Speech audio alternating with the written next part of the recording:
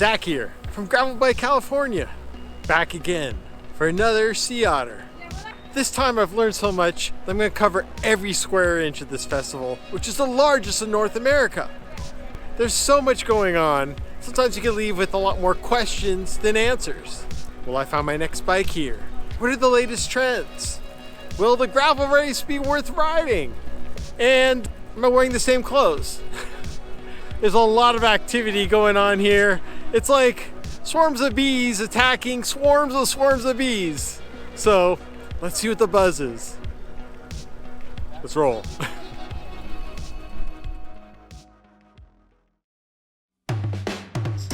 Once again, the scene looked vast yet familiar for another Sea Otter, where using sprinters' elbows are useful to get around these crowds, especially with their inclusive species policy and unwritten rule, you're always 100 feet away from a wheelie.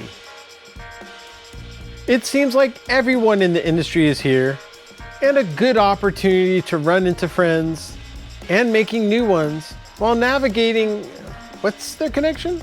If you want to be 10 times cooler than you already are, buy one of these. We got them on sale, event special. We got shirts, we got shorts. Come on by. Thanks for checking us out. What material are they made out of? I don't know. I don't work for the company. Oh, you did a great job. Finding beer at the end of the day is the easiest part of Sea Otter, as there's a number of happy hours abound.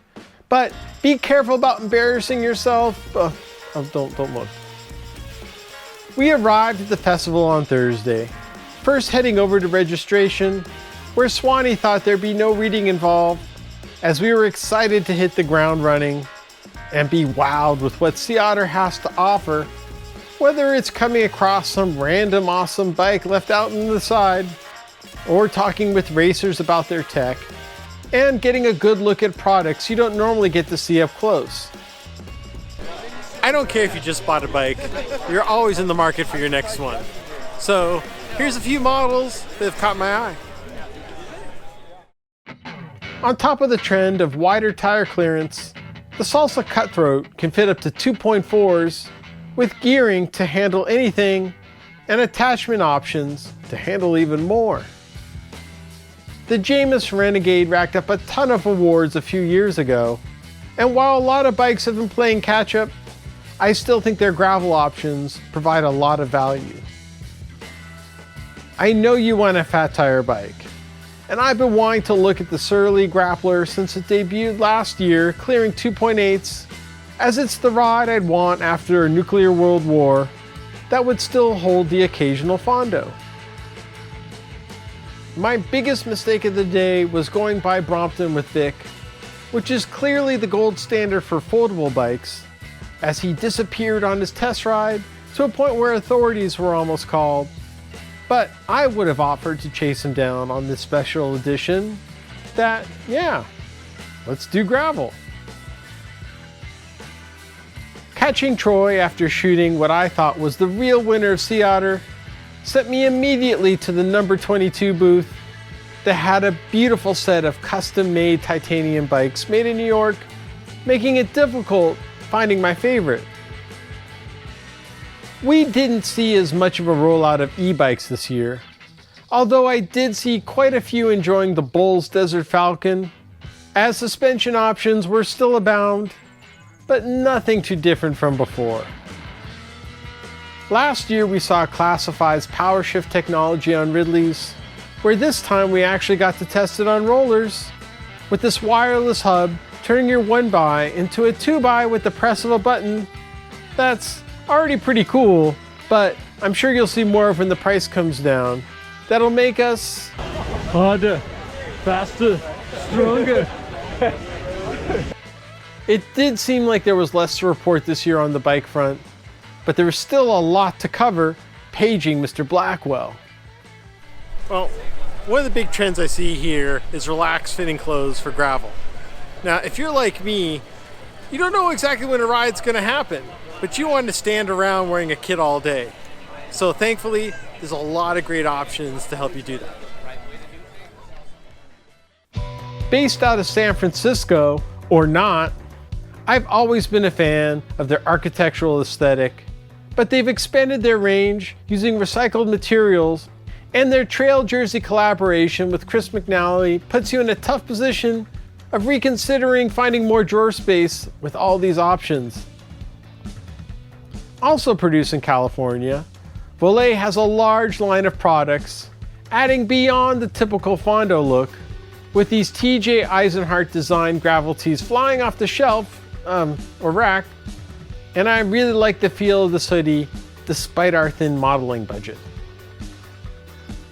Checking out Long Beach's Bellwether confirmed a trend that gravel shirts can be light enough to not be zip-ups, and even big brands like Pearl Izumi are taking notice, joining in on the collared train, making ready to hop from the beach to bike, as their promotion really blows.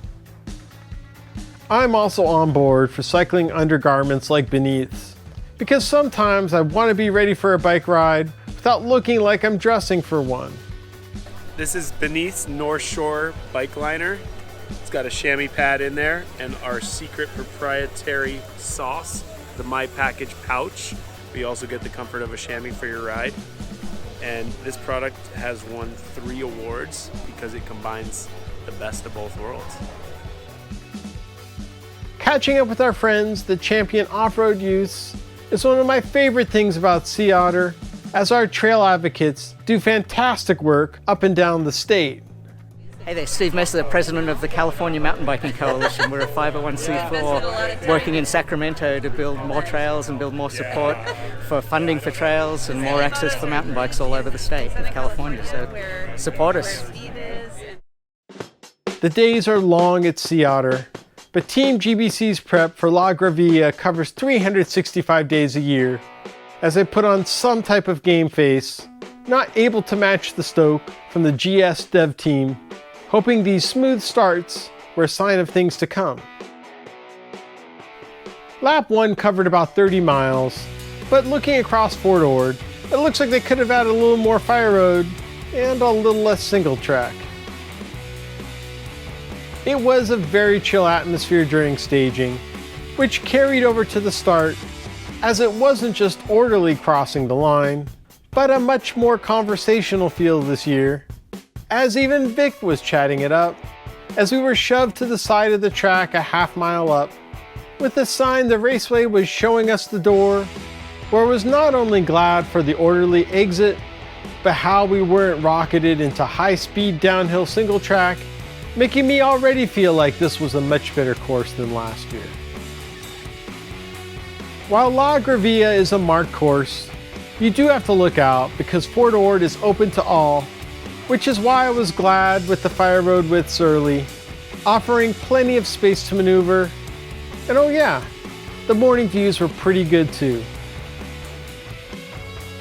The first 2.5 miles accomplished what I had hoped, never having to fight through a pack, and plenty of space while bombing down, giving us plenty of momentum going into our first segment of single track, which was lost pretty soon after Vic blamed it on the cameraman.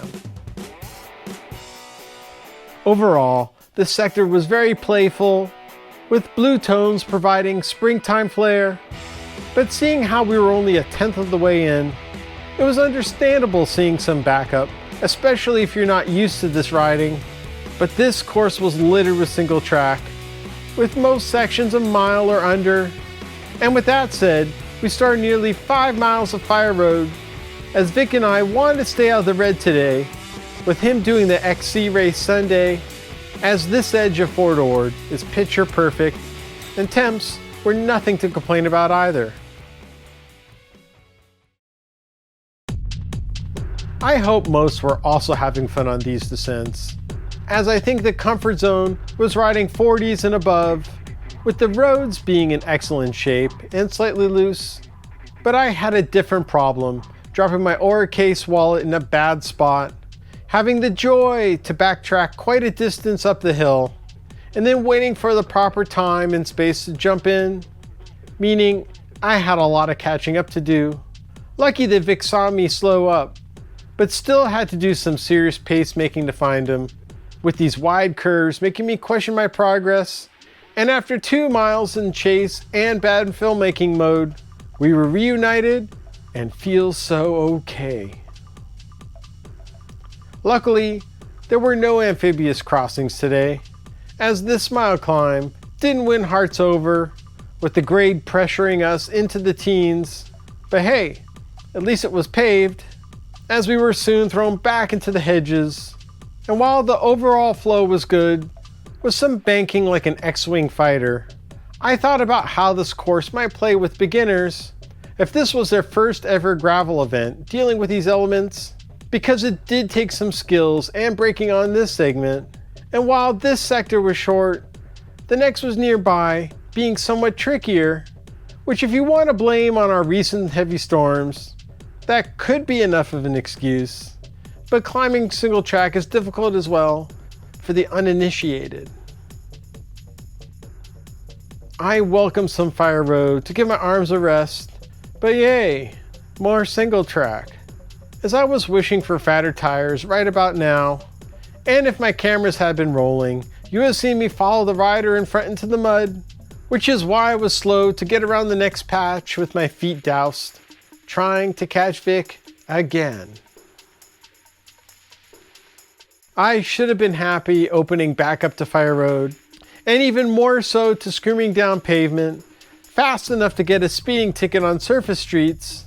But the turn at the bottom reminded me I didn't research the course enough, because there was a feed zone ahead, where I semi-elegantly snatched 2 ounces of water, lucky to pass early enough to avoid a mosh pit of cups, with a timing strip ahead, marking we hadn't even hit the halfway point yet, as even the smiles didn't bring much relief over what felt like a repetitive hill.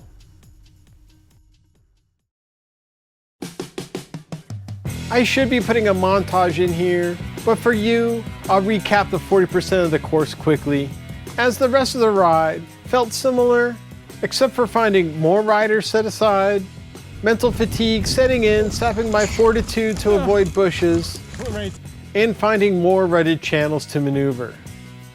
There seems to be plenty of gravel roads to find here, but my arms are starting to get tired with all the bike handling going on. Hitting pavement was a mental trigger that miles should come off quicker, followed by the opposite confidence level getting back onto dirt, not accepting optimism even when finding these fun sections, because sometimes when you think you're about to get a rest, it's now on to the next. No technical parts anymore? No more, except for the next one. Exiting single track for the last time, which of course had to be steep, the final 4 miles are a bit more noteworthy, as the course ended on a high note, and by that I meant the grade, because if the first hill didn't get to you, for sure the second steeper one would. Avoiding these Grand Canyon-sized ruts, climbing double digits over half a mile is a struggle, while staying clear of other riders and these pretty wildflowers. But spirits were uplifted seeing the drumming faction was back. Marking the climb was finally easing off, with World Mountain Bike Champion Chris Blevins holding the proper steed for this terrain. Vic and I enjoyed a pedestrian and extended finale, making our way back to the racetrack, which was kind of deja vu, coming back in the way we left, but there was still one final hurdle ahead, as the sidelines was unwelcomely technical at these speeds, trying to stay upright, cutting through all this sand. Now, I don't blame Vic for taking it easy, but he is responsible for his conduct, sprinting past me at the end, coinciding with new sidekick auditions the moment he crossed the line, ending a Sea Otter era here at GBC. Year 2, definitely a far more robust experience. I mean, when you watch a bike race, one small variable might just change the whole dynamics of everything. And I kind of feel the same way here. This year, I feel like I took a breath and got to absorb a lot more. And also, I got to finish a race. Okay, not finish, I did a lap, but big accomplishments. Anyways, we'll see what's in store for next year. If you want to support us, go ahead hit the subscribe button, or go ahead and go to our shop, or support us on Patreon, so we can bring you more. in the state of dirt.